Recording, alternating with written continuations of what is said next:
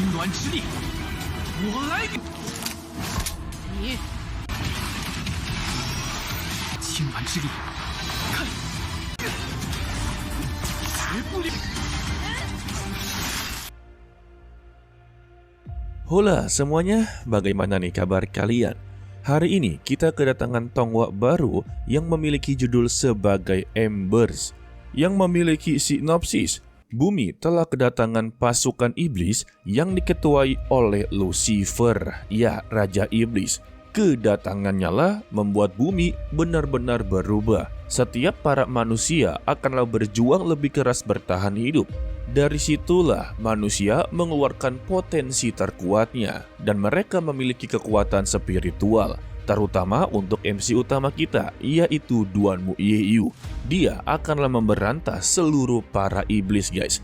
Jadi ya, pada intinya konsep Tonghua ini berada di hari kiamat, guys. Kalau begitu, langsung saja kita masuk ke dalam ceritanya.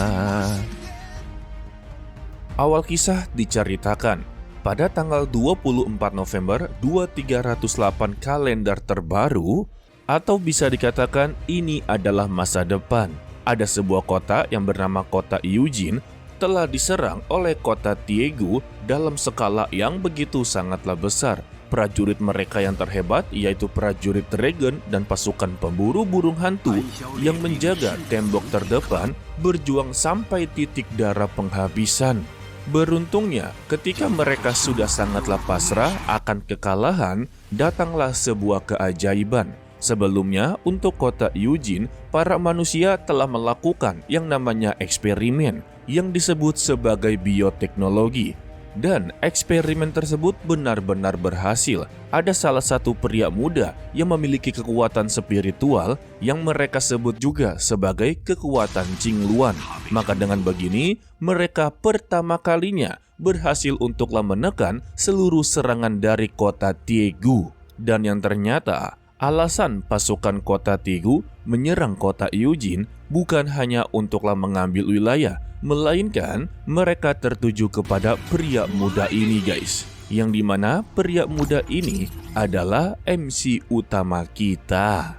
Lalu kita berpindah dalam beberapa bulan terakhir. MC utama kita yang bernama Duanmu Yeyu, yang biasa dipanggil sebagai Yeyu, dia telah diselamatkan oleh pasukan pemburu neraka dari kota Ember. Dia juga memiliki cita-cita untuk menjadi salah satu dari mereka. Dan saat Yeyu menaiki bus menuju kota Ember untuk memulai perjalanan mengejar mimpinya, justru dia terlibat dalam sebuah insiden. Beruntungnya saja ya, mereka berhasil memasuki kota Eugene sebelum bus mereka diserang.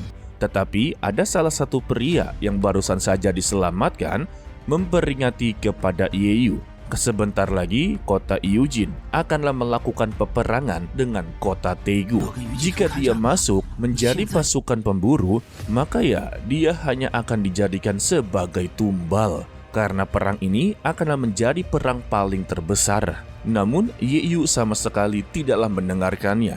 Dia masih memiliki janji terbesar kepada gurunya yang bernama Fei Ming, yang dimana dia haruslah menjadi pemburu burung hantu yang begitu hebat. Sementara itu, di ruangan diskusi kota Eugene, sang juru pembicara yaitu Su Yuan sedanglah berdiskusi dengan beberapa prajurit. Menurut mereka, pihak kota Tiegu sudah sangatlah berlebihan dan juga sangatlah serakah. Karena mereka menganggap kalau kota Eugene sebagai ternak di dalam kandang. Sebab ya, mereka terus-terusan menyerang tanpa henti. Ditambah, untuk baru-baru ini saja, kota Tiegu sudahlah meratakan 6 kota yang mencoba untuklah melawannya, guys. Jadi pada intinya, sebagian besar dari mereka meminta kepada Su Yuan untuklah menandatangani kontrak aliansi dengan kota Tiegu. Maka dengan begini ya, kota Eugene akanlah selamat. Hanya saja ya, pasti mereka akanlah dijadikan sebagai budak. Tetapi, sang penguasa kota Eugene, yaitu Jiang Tong, menolak mentah-mentah saran tersebut. Sebab dia masih percaya diri mempunyai cara untuklah keluar dari permasalahan ini. 并不是真的没有。 Sedangkan untuk ketua kota Tegu ternyata memiliki hubungan dengan Tuan Lucifer. Entah ini benar-benar Raja Iblis atau bukan ya. Namun yang pasti mereka sedanglah berdiskusi apakah kota Eugene benar-benar akanlah menandatangani kontrak tersebut. Tuan Lucifer hanya memperingati jika kota Eugene mempunyai keberanian untuklah menolak, sudah pasti memiliki senjata tersembunyi. Jadi untuk membuktikannya, mereka haruslah menyerangnya lebih cepat. Dan dia meminta kepada pemimpin kota Tegu, berikanlah pertunjukan yang bagus. Jika dia mengecewakannya, maka kota Tegu lah yang selanjutnya. Waduh, ancamannya sih nggak main-main ya. 等着看好戏吧。 Kembali kepada Yeyu, dia telah berada di pos pemeriksaan. Di sana ada kapten tim ke-7 pasukan pemburu burung hantu dingin yang memiliki nama sebagai Lian Chang 527. Maksud dari angka 527 itu adalah sebuah kode identitas. Sayangnya di dalam pemeriksaan terjadinya sebuah insiden. Ternyata di dalam bus tersebut adanya prajurit kota Tegu yang sedanglah menyamar. Keributan tersebut juga didengar oleh sang wali kapten ke-7, yaitu Bo Jue. Dan sangatlah disayangkan, Yeyu malah menambahkan masalah mereka. Salah satu prajurit kota Tegu yang sedanglah menyamar dibantu oleh Yeyu untuklah masuk ke dalam kota Eugene guys. Yang satunya bertarung, yang satunya berhasil untuklah masuk. Ditambah, dia tidak akanlah pernah meninggalkan satu-satunya peninggalan dari gurunya. Jadi, dia memutuskan untuklah kembali ke dalam bus. Dan dia akhirnya memperlihatkan kekuatan tubuh Qingluan. Hal ini membuat prajurit dari kota Tegu langsunglah menandai dirinya. Begitu juga dengan Jiang Tong yang memiliki rencana untuklah menggunakan tubuh Qingluan. Karena baginya ini satu-satunya cara untuklah memenangkan peperangan dengan kota Tegu. Sebab untuk tubuh Qingluan adalah tubuh yang begitu sangatlah luar biasa. Dia memiliki kekuatan spiritual yang bisa untuklah menghancurkan para robot hanya dengan satu serangan saja. Jadi saat ini Yeyu bisa dikatakan layaknya seperti Kapten Amerika. Dan Jiang Tong memiliki rencana yang lebih besar. Jika kota Eugene bisa mendidik sekelompok prajurit dengan tubuh Qingluan, maka mereka bisalah melepaskan belenggu dari kota Tegu. Keberuntungan juga berada di pihak mereka. Ternyata untuk rancangan bioteknologi dengan tubuh Qingluan berada di tempat mereka. Meskipun eksperimen ini memiliki tingkat kegagalan sebesar 99% guys. Dan keberhasilannya hanya 1% saja. Bisa dikatakan ya 1% ini adalah sebuah keajaiban guys. Tetapi Dr. Hall sebagai murid dari guru Soukishi, sebagai pencipta dari tubuh Qingluan ini, dia sangatlah percaya diri untuklah melakukan eksperimen ini guys.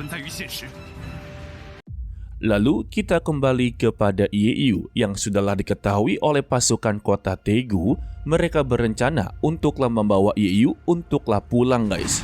Untuk sang robot mecha berhasil untuklah ditumbangkan. Tetapi untuk kakek-kakek yang telah dia selamatkan kembali ke dalam bus dan berniat membawa Yeyu untuklah pulang ke kota Tegu. Sembari mengeluarkan beberapa tentakel yang keluar dari perutnya.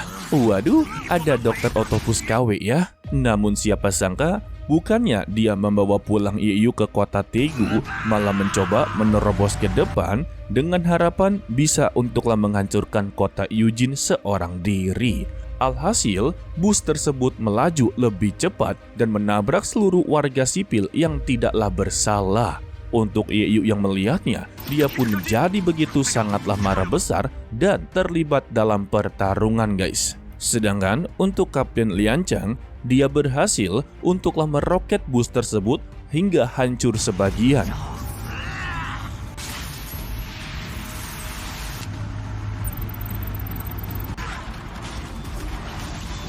Dan siapa sangka, Dr. Octopus KW ini kembali untuklah menerjang. Sembari berteriak, kalau hari ini seluruh pasukan pemburu burung hantu akanlah dia habisi. Lantas ya, Kapten Lianchang tersinggung, dia kembali meluncurkan roketnya. Sedangkan untuk Yeyu, dia kembalilah bangkit dan berhasil untuklah menumbangkan Dr. Octopus KW.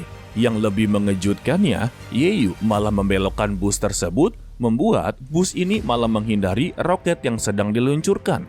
Alhasil, gara-gara tindakannya, markas pemeriksaan pasukan burung hantu hancur lebur. Dan yang tidak disangka-sangka, ternyata di dalam mecha bot terdapat pria muda yang mengendalikannya, layaknya seperti Iron Man, dan dia masihlah sehat walafiat. Dirinya yang mendapati kesempatan langsunglah menebas tubuh dari Kapten Lianchang hinggalah sekarat.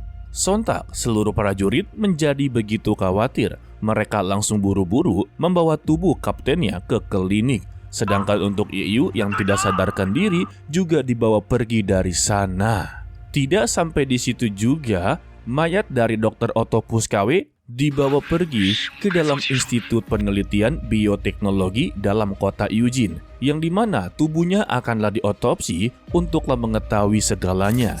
Tetapi ini memicu masalah besar. Dalam tubuhnya Dr. Octopus KW terdapat robot laba-laba kecil yang tidak bisa dilihat.